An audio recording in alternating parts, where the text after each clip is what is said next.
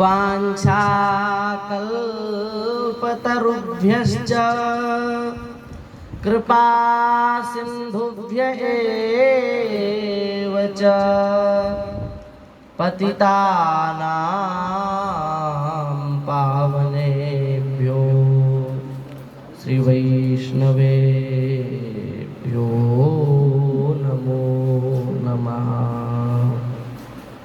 हरिशरणम। भगवान की कृपा से हम सभी लोगों को यह मानव देह प्राप्त हुआ है। इस मानव देह की सर्वोत्कृष्ट उपलब्धि है भगवान के भजन में लगना। भगवान के भजन में जिसका चित्त नहीं लगता, जिसका मन नहीं लगता, भगवान के भजन के अतिरिक्त अन्य जगहों पर पीर मजार में जो जाता है वह बड़ा ही हीन प्रकृति का व्यक्ति है। वस्तुतः सब कुछ भगवान के भजन से उपलब्ध हो जाता है। विद्या, ज्ञान, भक्ति, वैराग्य, जप, तप, नियम, स्वाध्याय, शम, दम, दया, दान आदि जितने भी गुण, सद्गुण, ज्ञान, विशिष्ट ज्ञान, भेदाभेद पूर्वक ज्ञान, सब कुछ भजन से प्राप्त हो जाता है। इसलिए हमारी प्रार्थना है समस्त प्रकार से वृत्ति को हटा करके जहां भी फंसे हो वहां से अपनी बुद्धि को निकाल करके भगवान के भजन में लग जाओ। प्रभाव दिखे या न दिखे, लाभ मिले या न मिले, आनंद आवे या न आवे, स्वाद आवे या न आवे, इससे ज्यादा प्रयोजन नहीं है। केवल भगवान के भजन में लग जाओ, धीरे धीरे सब कुछ प्राप्त हो जाएगा। देखो एक बात याद आ गई। एक ब्राह्मण देवता थे, तो वे ब्राह्मण देवता काशी गए पढ़ने के लिए। तो गुरु कृपा से विद्या के साथ साथ सत्संग भी मिल गया। तो सत्संग मिल गया तो भजन में लग गए। तो कितना भजन किया जानते हो? अष्टादशाक्षर मंत्र का पुरस्चरण किया। अष्टादशाक्षर जो भगवान का मंत्र है, उस मंत्र का उन्होंने पुरस्चरण किया। तो एक पुरस्चरण में 18 लाख जप करना पड़ता है। एक पुरस्चरण में 18 लाख मालाएं करनी पड़ती हैं, तब जाके एक पुरस्चरण पूरा होता है उसका, अष्टादशाक्षर मंत्र का। एक पुरस्चरण किया भगवान की प्राप्ति के लिए, दूसरा पुरस्चरण किया भगवान की प्राप्ति के लिए, तीसरा पुरस्चरण किया भगवान की प्राप्ति के लिए, नहीं मिले भगवान। चौथा पुरस्चरण किया भगवान की प्राप्ति के लिए, पांचवा पुरस्चरण किया भगवान की प्राप्ति के लिए, छठा, 7, 8, 9, 10, 11, 12, 13, 14, 15, 16, 17, 18 पुरस्चरण कर दिए अष्टादशाक्षर मंत्र के। लगभग 4 लाख से ऊपर मालाएं जप ली उन्होंने। 4 लाख के लगभग मालाएं जप ली भगवान की प्राप्ति के लिए। 18 पुरस्चरण किए। एक पुरस्चरण करने का बड़ा महत्व है, फल है, बहुत समय लगता है। 18 पुरस्चरण कर दिए, फिर भी भगवान मिले नहीं। उदास हो गए, दुखी हो गए। क्या भजन करने से लाभ हुआ? गुरुजी तो कह देते थोड़ा भी भजन करो तो उससे बड़ा लाभ होता है। हमने तो 18 अष्टादशाक्षर मंत्र के 18 पुरस्चरण कर लिए, हमें ना कोई अनुभव हुआ, ना कोई सिद्धि मिली, न भगवान की प्राप्ति हुई। क्या हमने किया? कुछ नहीं किया। उदास होकर के निकल पड़े काशी से। रास्ते में एक वृक्ष लगा था, उस वृक्ष में एक व्यक्ति पेड़ काट रहा था। तो कुल्हाड़ी हाथ से छूट गई, तो कुल्हाड़ी जमीन पर आके गिर गई। तो उस व्यक्ति ने, जो पेड़ पर चढ़ा हुआ था, उस व्यक्ति ने कहा ब्राह्मण से, भैया थोड़ा हमारी कुल्हाड़ी दे दो। तो उसने कहा कि देखो तुम इतने ऊंचे हो, इतनी ऊंची डाल पर चढ़े हो और हम इतने नीचे खड़े हैं, हम तुम्हें कुल्हाड़ी पकड़ाएंगे, पकड़ ही नहीं पाओगे, नीचे तुम्हें उतरना ही पड़ेगा। उसने कहा नहीं, आप दे दो, हम पकड़ लेंगे, आप उसकी चिंता मत करो। तो ब्राह्मण देवता ने ऐसे हाथ बढ़ा करके कुल्हाड़ी पकड़ाई। तो महाराज उसने उतने ऊपर पेड़ से चढ़े हुए अपना हाथ बढ़ाया और हाथ बढ़ा करके कुल्हाड़ी पकड़ी और फिर हाथ अपना अंदर करके कुल्हाड़ी ज्यों की त्यों कर ली उसने। तो ब्राह्मण देवता चौंक गए, हमने 18 पुरस्चरण किए अष्टादशाक्षर मंत्र के और हमें तो इतना भी नहीं आया कि हाथ बढ़ाते और घटाते कैसे हैं।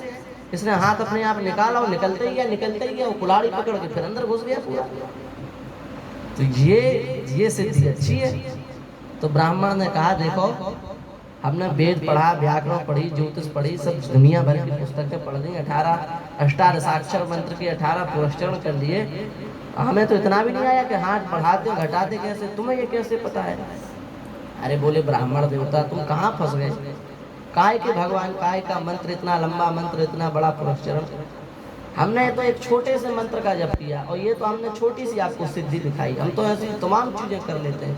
महाराज पेड़ भस्म कर दिया उसने, नई पेड़ की सृष्टि कर दी, ये कर दिया, वो कर दिया, गायब हो गया, प्रकट हो गया, सब कुछ कर दिया उसने मिनटों में। तो ब्राह्मण देवता ने कहा कि सही है, भगवान के भजन में कुछ नहीं रखा है, हमने करके देखा है।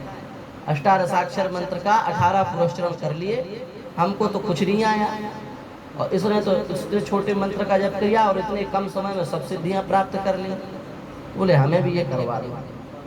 भटक गया ब्राह्मण, वो हमें भी करवा दो। उसने कहा देखो मसान के मंत्र का जप करना पड़ता है, मसान का छोटा सा मंत्र होता है, उसका जप करना पड़ता है, बहुत जल्दी काम बन जाएगा। लेकिन डरना नहीं, उसमें एक काम करना पड़ता है। क्या करना पड़ता है? बोला मुर्दे के पेट पर बैठ करके जपना पड़ता है वो मंत्र।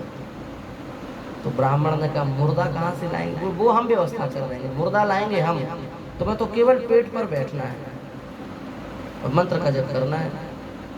अब महाराज मसान के मंत्र का जप तुलसी माला से तो कोई करेगा नहीं, हड्डियों की माला थी उससे जपना है। तो हड्डियों की माला उसने दी और मुर्दा ले आया, पेट पर बैठना दिया और जप करो तुम। अब वो ब्राह्मण देवता मुर्दे के मंत्र को, मसान का जप करने लगा। वो मंत्र तो हम नहीं बता सकते, तो तुम ही लोग कल बैठ जाओ करने। तो उस मंत्र का वो जप करने लगा मुर्दे के पेट पर बैठ करके, और इतनी तीव्रता से उसने साधन किया कि बहुत जल्दी स्मशान के जो देवता थे वो प्रकट हो गए, बहुत जल्दी प्रकट हो गए। और महाराज चमकता हुआ एक तेज प्रकट हुआ और उस ब्राह्मण देवता की पीठ के पीछे आकर के खड़ा हो गया। हम तुम्हारी तपस्या से प्रसन्न हैं, हमारी कृपा से कोई भी वस्तु दुर्लभ नहीं है, क्या चाहते हो बोलो, हम सब कुछ तुम्हें दे सकते हैं। तो गुरु ने सिखा के रखा था चेला को पहले ही कि यदि वो प्रसन्न हो जाए तो कहे कि कुछ मांग लो, तो कहना कि तुम मेरे वश में हो जाओ और मैं जो चाहूँ तो तुम करते जाना, जो मैं देखना चाहूँ या दिखाना चाहूँ किसी को वैसे वैसे तुम करते चलना। ब्राह्मण देवता ने कहा कि कुछ नहीं, बस आप हमारे वश में हो जाओ और हम जो चाहें सो आप करते रहो, ठीक है। लेकिन ब्राह्मण देवता को एक बात याद आ गई कि गुरुजी ने कहा था कि मसान का देवता सामने आकर के खड़ा होगा, ये तो पीठ के पीछे खड़ा है, बात क्या है? तो ब्राह्मण ने कहा कि आप पीठ के पीछे क्यों खड़े हैं?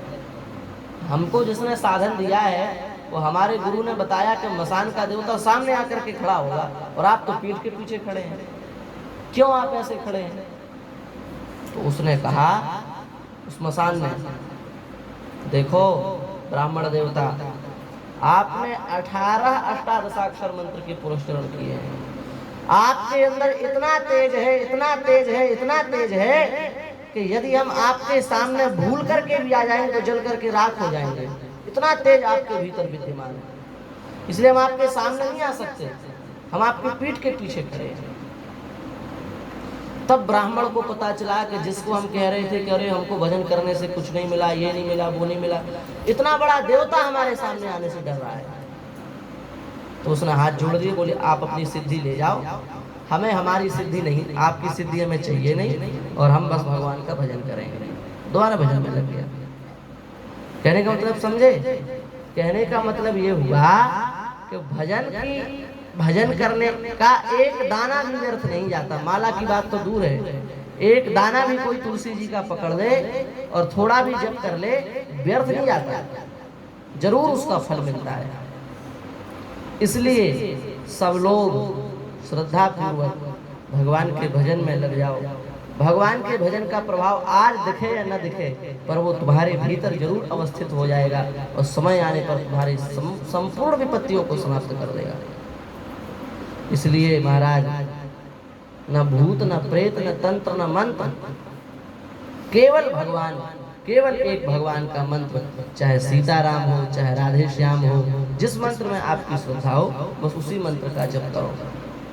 हमारे भगवत रसिक जी महाराज ने तो कह दिया है, क्या कह दिया है कि जब भगवान तुम्हारी सहायता करने के लिए हैं तो फिर डरने की क्या बात है।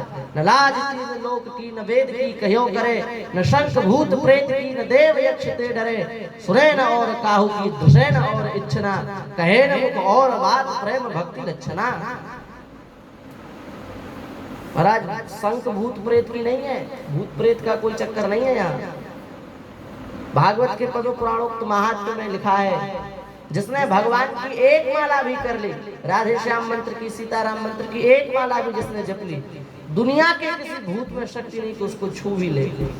न प्रेतो न पिशाचो वा राक्षसो वा सुरोपि वा भक्ति युक्त मनस्कानाम स्पर्शने न प्रभुर्भवे।